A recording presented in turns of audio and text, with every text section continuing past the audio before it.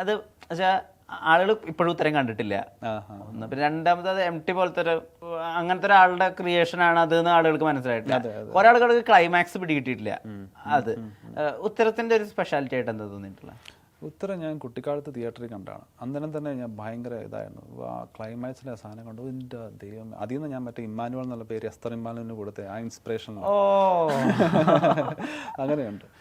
നമ്മൾ ചിന്തിക്കുന്ന വഴി കൂടെ അല്ല കഥ പോകുന്നത്. അതുപോലെ അല്ല അല്ല അല്ല. അപ്പം നമ്മൾ ഒരിക്കലും ആലോചിക്കത്തില്ല ഇത് ഇങ്ങനെയാണെന്നുള്ള കാര്യം. അങ്ങനത്തെ ഒരു സ്കൂളും അങ്ങനത്തെ സ്ഥലവും ഇല്ല. പക്ഷേ ആ തീം പിന്നെ നമ്മൾ എടുത്ത് ഉപയോഗിക്കുമ്പോൾ നമ്മൾ പിന്നെ മടുക്കാൻ തുടങ്ങും. ചില സിനിമകൾ പൊട്ടാനുള്ള കാരണം അതാണ്. നമ്മൾ മലയാളത്തിൽ അങ്ങനെ വന്നിട്ടുണ്ടല്ലോ, ഈ സെയിം റീസൺ വെച്ച് വന്നിട്ടുള്ളത്. കാരണം നമ്മൾ ഓൾറെഡി നമുക്കറിയാം ഒരു മേജർ സെറ്റ് അവിടെ ചെയ്തിട്ടുണ്ട്, അവിടെ ഒരു സ്റ്റാൻഡേർഡ് ഉണ്ട് അവിടെ. അതുകൊണ്ടാണ് എനിക്ക് തോന്നുന്നത് ഇതാണ്, ആ നോർമൽ രീതിയിൽ പോയിട്ട് ഒരു ക്ലൈമാക്സിൽ ശരിക്കും ഒരു എക്സ്പ്ലോഷനാണ് ഉണ്ടായത് അവിടെ. നമ്മുടെ തോട്ട് പ്രോസസ്സിനെ മാറ്റി മറിച്ച് ഇതൊന്നും നമ്മൾ കണ്ടതൊന്നുമല്ല, നമ്മൾ കണ്ട് ശീലിച്ചതൊന്നുമല്ല. അത് തന്നെയാണ് ഉത്തരത്തിൻ്റെ ഇത് സാധനം. അപ്പോൾ അവിടെ ഒരു മമ്മൂട്ടി. അതെ മോഹൻലാൽ എനിക്ക് ഇഷ്ടമാണ്, പക്ഷേ ഞാൻ മമ്മൂട്ടി ഫാനാണ്.